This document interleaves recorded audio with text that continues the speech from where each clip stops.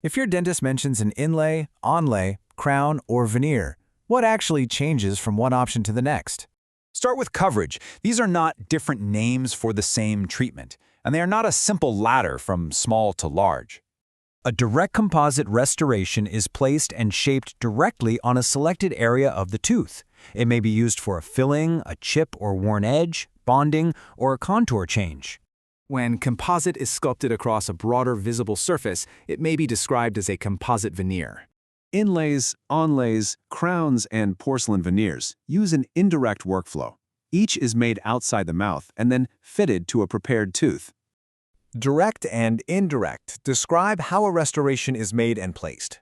Neither workflow is automatically superior, and neither promises a particular number of visits. An inlay is a custom restoration that generally fits within a prepared area inside a back tooth. An onlay extends over one or more cusps, the raised parts of the chewing surface, when those areas need additional coverage. A crown surrounds much more of the remaining visible structure of a prepared natural tooth. It may be considered when the tooth is more extensively weakened, broken, or heavily restored, and broader coverage is appropriate. A veneer does a different job. A porcelain veneer is a thin, custom-made shell bonded to the front surface.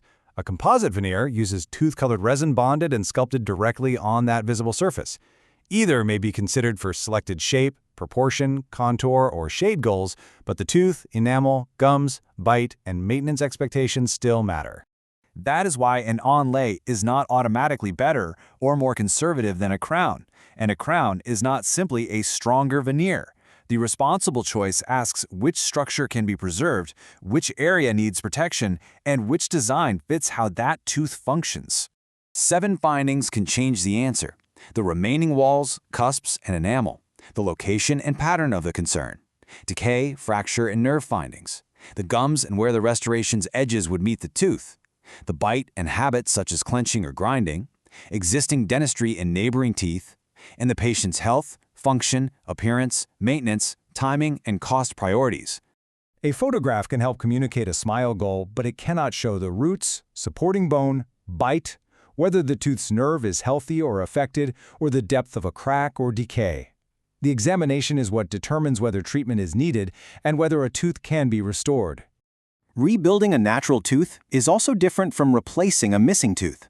Inlays, onlays, veneers, and crowns placed on natural teeth rely on existing tooth structure. Bridges, implant-supported restorations, and dentures address missing teeth.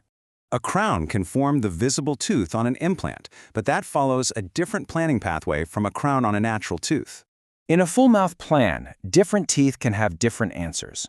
One may be monitored, another repaired with direct composite, another protected with an onlay or crown, and selected front teeth may be considered for bonding or veneers. Some teeth may need no treatment. Before choosing a label, ask, what problem are we solving? What healthy structure can remain? What are the reasonable alternatives? What preparation is required? What maintenance may be expected? And how does this tooth fit the wider plan? At Allegra Dental Center in Fairfax, a comprehensive smile consultation can help organize those tooth-by-tooth decisions. The goal is not the biggest plan. It is a clear reason for the amount of care recommended for each tooth.